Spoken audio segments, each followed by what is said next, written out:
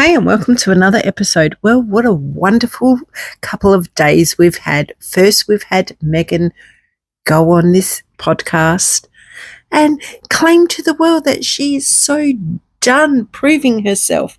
Yeah, on the interview, she was trying to prove she's a good mother, that her husband loves her, that she's working all the time, that she's a hard worker, that she's always running the kids to school and doing this and doing that. But she doesn't have to prove anything. She also told us that Harry is foxy and he's out there slaying dragons to save the princess.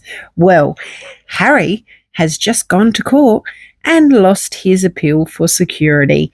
Well, isn't that just wonderful for the UK? And now the pompous little prick has done exactly what he says he hates.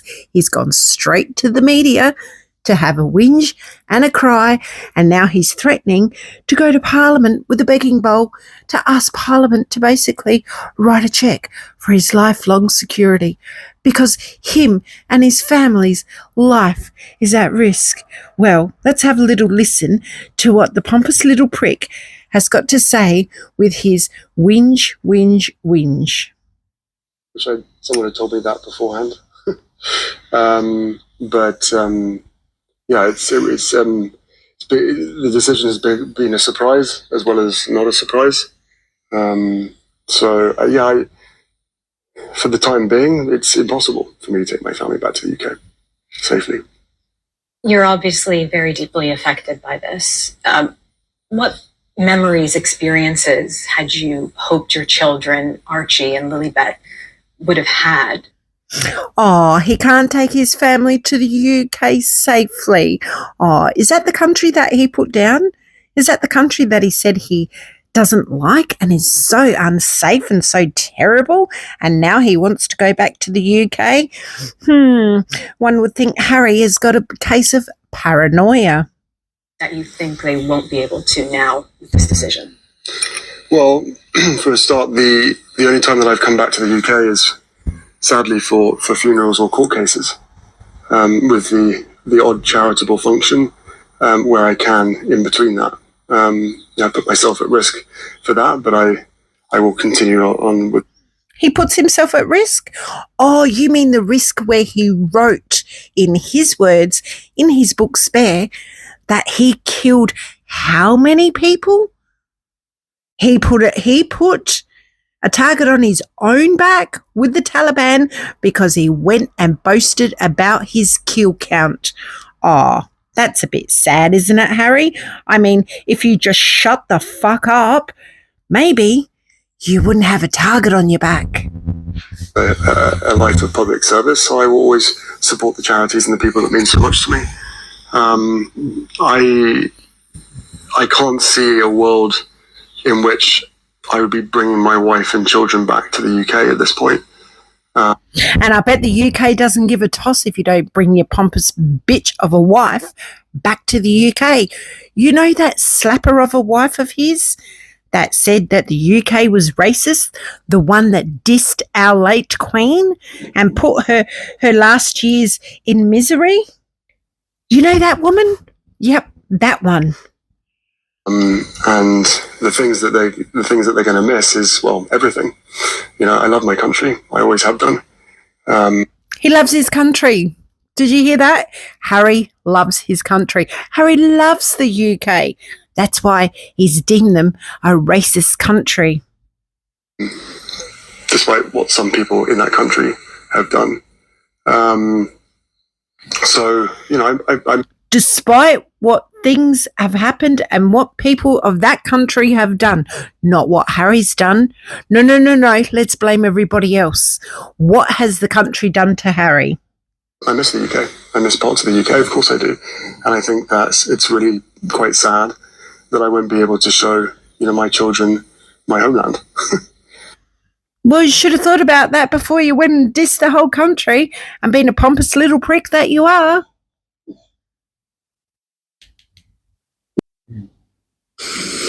And as you say, you've gone back several times during this years-long battle. What about the security arrangements that were in place made you feel it would be unsafe for you and your family?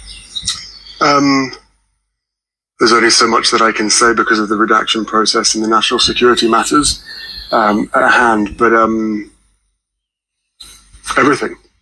Because in beginning of 2020, I was scored the highest as far as risk was concerned. And then I wonder why he was scored the highest with risk in 2020. Would that be the racist claims, the Al-Qaeda claims, the Taliban stuff? What would it have been, Harry? You going out there and abusing an elderly woman, your grandmother, your late grandfather while he was dying. You went on Oprah and dissed your family, threw them under the bus. You open your mouth at every given opportunity to throw your family under the bus, but now you're scared. You're a scared little weasel. I was reduced to the lowest without actually going through the risk management board. So one does question how that is even possible, and also the motive behind that at the time. And that was in 2020. And as hard as it is to appreciate or understand why the decision was made the way that it was in 2020, the hardest thing for me has been... He doesn't understand why the decision was made. Do you get that? It's called deflecting his bullshit on everyone else, blaming everyone else. That's what narcissists do. He caused all the drama. Him and his slapper of a wife caused all the drama. Yet they've got to put the blame on everyone else. It's freaking unbelievable. The fix of that decision for the last 5 years. The fact that I still haven't had a risk management board assessment done for me. That's because you don't work for the royal family. You left your job. You don't get the perks when you leave a job, you numbnut. Over the last 5 years, everybody else within this group of people get it at the minimum once a year. So again, I would not have taken this far if I didn't have compelling evidence of facts that reveal why the decision was made. And I'm sitting here today talking to you where, I've... That's right. He's sitting there talking to the media. Remember that? Harry and Meghan go to the media when it suits them. But they take the media to court when it suits them also, don't they? Contradictive little pricks. We've lost the appeal. But the other side have won in keeping me unsafe. So again, the other side has won for keeping him unsafe. Aw, didn't. He just wanted the people of the UK and everywhere where they travel to pay for their security. Well, I'm sorry, Harry, you can't always get what you want, even being a pompous little prick of a prince. There's a lot of question marks that a lot of people will have. I have all of the truth. I have all of the knowledge now throughout the legal process. Did you hear that? Harry has the truth. What truth? He can't speak the truth at all. He doesn't know what truth means. I've uncovered my worst fears. And to now know today, based on this judgment, that there was no legal framework that constrains the decisions of this body, RABEC, of which the royal household sit on. And I didn't know that until this legal process in 2021. One of the first things my lawyer said to me was, as disclosure started, or as this process started, she turned around and said, "Did you know that the royal household sat on RABEC?" And my jaw hit the floor. Well, I want to ask you about that because the King's private secretary sits on RABEC now. Sir Clive Alderton, yeah. Do you wish and another person as well, but yes. Do you wish your father... Oh, something that Harry doesn't know. There's lots that Harry doesn't know. Because you know why? He's an uneducated little prick. ...had intervened, despite how that may have looked? I've never asked him to intervene. I've asked him to step out of the way and let the experts do their job. This RABEC committee is an expert committee. And the experts have done their job. They've thrown the case out. Does he not get that? full of professionals, plus the royal household. And the royal household don't have any role on that, on the Rabbit Committee, other than the helping influence the decisions based on members of the royal family. And 5 years later, every single visit that I do back to the UK has to go through the royal household. My representative on the Rabbit Committee, still to this day, is the royal household. That is not a decision that I choose. I am forced to go through the royal household and accept. And that's exactly what the Queen had told him, that their security would be stopped, and then he has to go through the royal household 28 days prior to him coming to the UK. He has to apply for his security. So when he goes to the UK, he has security. He wants security all over the world, wherever they go, for the rest of their lives. He doesn't want to have to pay for it. Well, guess what, you pompous little prick? You're going to have to. That they putting my best interests forward during these conversations and the deliberations. So no, I haven't asked my father to intervene. The whole point of a risk management board, which, as I said, everybody else gets, but I haven't, never been given since. Oh, Diddums. Oh, you're spitting your dummy out of your pram now. They were justified for 4 reasons to not have that review. And a major part of that is because you're no longer a working royal, a change in your status. Do you not accept that from the court? Well, my hasn't changed. It can't change. His status hasn't changed because he's 5th in line. He thinks that he still is entitled to all the perks of being a working royal. Is this guy really that thick? Is he really that thick? The answer would be yes. Who I am. I am part of what I'm part of, and I can never escape that. My circumstances will always be the same. But with a specific answer to the question, there are comparisons that exist. And again, I have to be careful what I say, but I think it would be quite shocking for the British. Harry, careful about what he says? Really? He's never been careful before. Why does he think he needs to be careful now? I mean, really? Public and the public at large to understand or know that, in fact, many people do know this, that people who leave public office receive lifetime protection. Regardless. Oh, he wants the same as people that leave public office. For example, ex-prime ministers, etc., they still get security. He thinks he is entitled to everything because that's what happens when you're a pompous little prick. I mean, do I have to write him a letter and let him know that he's a pompous little prick because it just doesn't sink into his thick, foxy skull? Of whether there are threats or risks to them. So for me, with a whole list of risks and threats that were known about in 2020 and that have only increased over time, including the Al-Qaeda threat that was published and talked about recently. Oh, there you go. There you have it. Because the little wanker went and wrote a book and claimed that he's such a hero because of his kill count. What kind of ex-serviceman goes out and talks about their kill count? They don't. But of course, this little wanker did, and now he's scared because he's got a target on his back. Well, guess what? Maybe you should have kept your fat trap shut. Completely disregarded, thrown away, ignored. Loose lips sink ships, Harry. Oopsie. Because for me, security was made conditional on having that official role. That role that everybody knows, myself and my wife, wished to carry on, but was stopped from being able to do that back in 2020.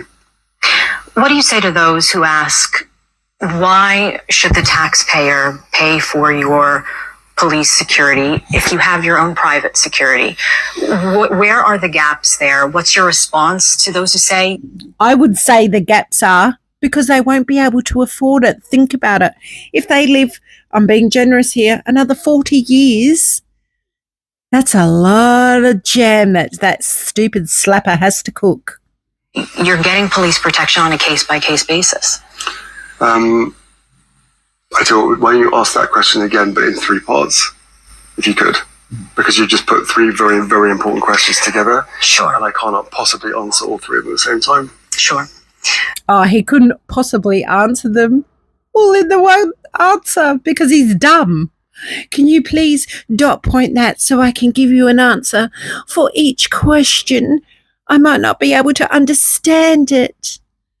What do you say to those who ask why the UK taxpayer should pay for police security? You have your own private security. Well, first off, private security can only do so much. Again, I can't go into the details of that.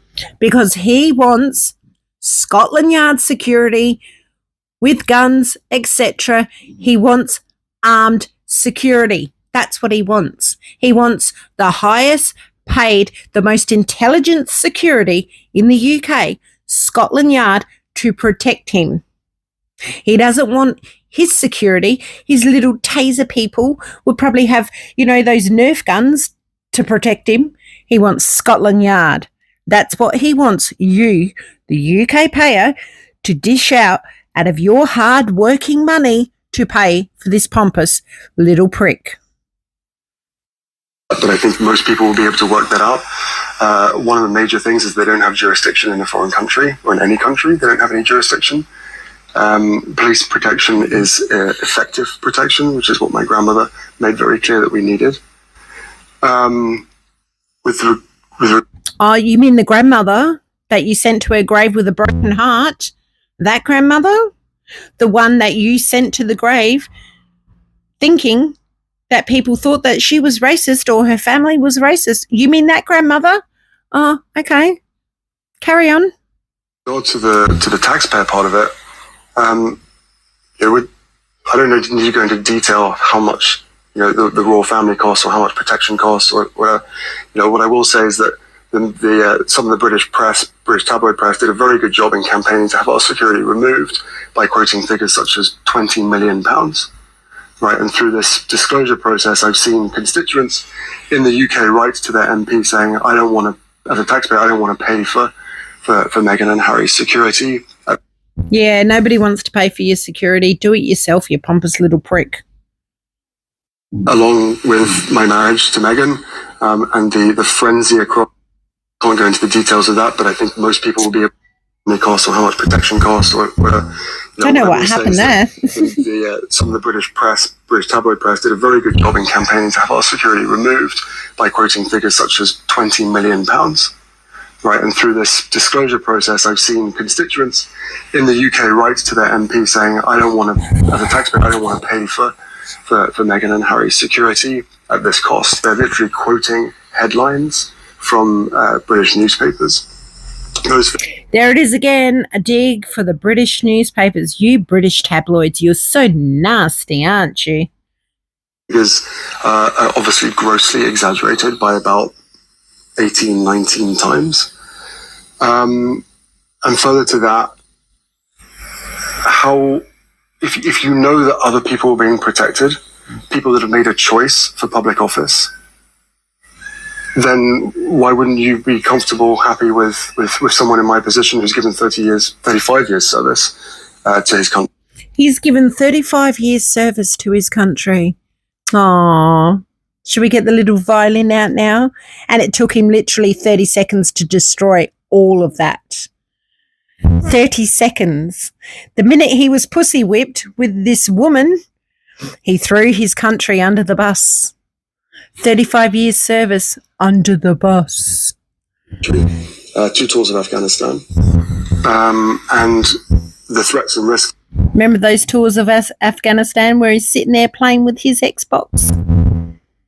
To my life, I was born into this position. I was born into those risks, and they've only increased over time, along with my marriage to Meghan and the frenzy across media, mainstream media and social media that created.